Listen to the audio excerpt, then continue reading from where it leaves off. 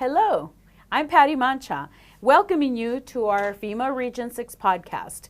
We're excited today to welcome a new guest, Andrea Tubbs. Yes, hello Welcome. everybody.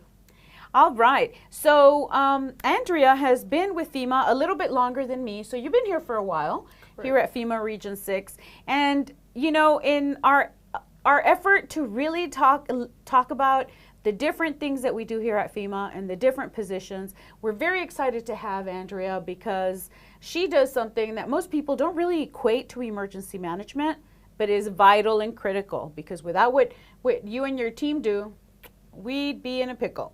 So first of all, tell us a little bit about your job and what it is that your team does. Okay, so we are over procurement, contracts and acquisitions, and basically we purchase everything from people to pencils, anything that you need in between. And so it can be large contracts that have the engineers and architects analyzing disaster recovery, and also pre-disaster, the 100-year maps, flood maps, and we can also do all the supplies that's right down the hallway. Okay, So everything in between, everything in between. the money people. We work very close with the money. We get to spend the money, so we shop all day. Oh, that's great. Who doesn't like that? Right, with a lot of regulations.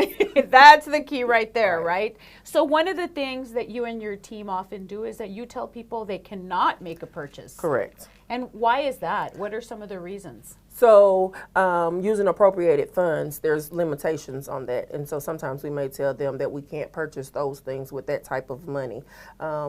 There's different colors of money, if you will, and certain types of money can only be spent in certain areas as appropriated by Congress. And so FEMA is fully appropriated. And so you have to know the regulations and work closely with finance for that direction and guidance, and legal as well. So you personally, how is it that you first came to work for FEMA? How did you hear about FEMA? You know, what caused you to say, I'm going to take that bold step?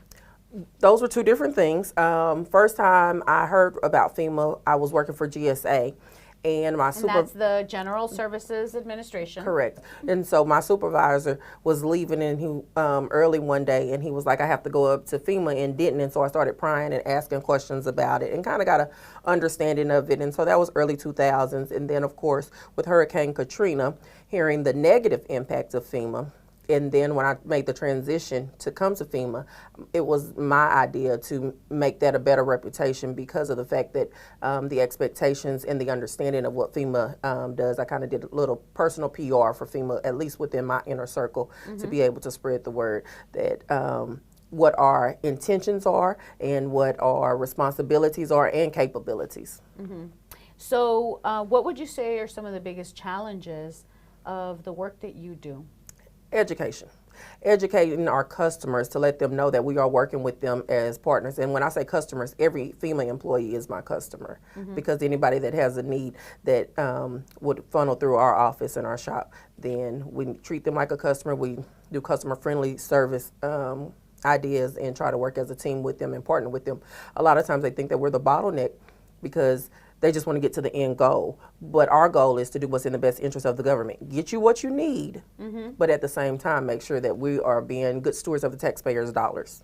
And that's really important, isn't it? Of course. I can attest. I remember a few years ago that on our team we were remodeling one of our offices, and there was a lot of confusion because people were saying you can do this, you can't do that. Right. And that's where you took action. I remember very pointedly held a meeting with all of the involved parties and made sure that everybody understood what we can purchase, what we can't, what we can do, what we cannot, and then how we were going to work to resolve the issue. And shortly after that meeting, we got it done. Correct. Thank So you. yeah, a lot of it is just really following a process, but knowing the regulations. Correct. And communicating that to the people, finding out where the customer is in their knowledge and expectations, and then interpreting to them how we can get them to their goal. It may not be the avenue that they think, but we may still be able to get it. So tell me what it is that the real need is.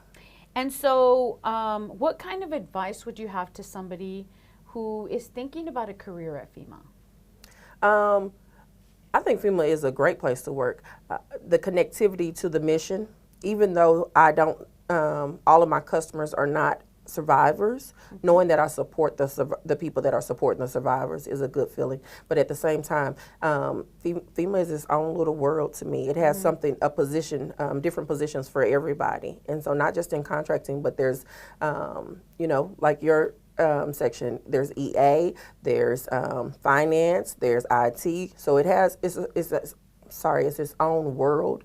And so I think that if you're connected to supporting people and helping the community and you want to do that as a government employee, this is a great place to work. And so what are some of the positive things about FEMA? What are some of the things that you really enjoy? Sometimes we have to do a lot of toiling work and long hours, and the camaraderie between the teams and the someone coming by to pick you up and say, hey, we can do this, we can get this done together, and that support, that's something that I didn't see when I was working other places. So there is a lot of support here, is there not? There is. Everybody recognizes and call it FEMA flexible or FEMA crazy, but at the same time, we have that same understanding, and so more people than not support one another to be able to meet the mission and look at the overall end game. So what can people do if they are interested in working with FEMA? Where can they go? What kind of actions can they take? So they can go to usajobs.gov. They can also communicate with our HR because we have an internship program during the summer. DHS also, as far as the career field in contracting, DHS has a program called ACPC, and I can't think of what the acronym stands for right now, but it's on the DHS website, and if you look up that acronym, it will show you how to look at different avenues within the contracting field, and at the same time, it'll tell you what education requirements are needed to be able to come work for FEMA.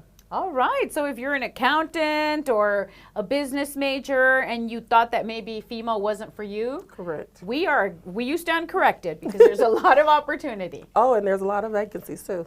All right. Well, Andrea Tubbs, thank you for taking the time to speak with us today, and thank you all for watching. See you next time.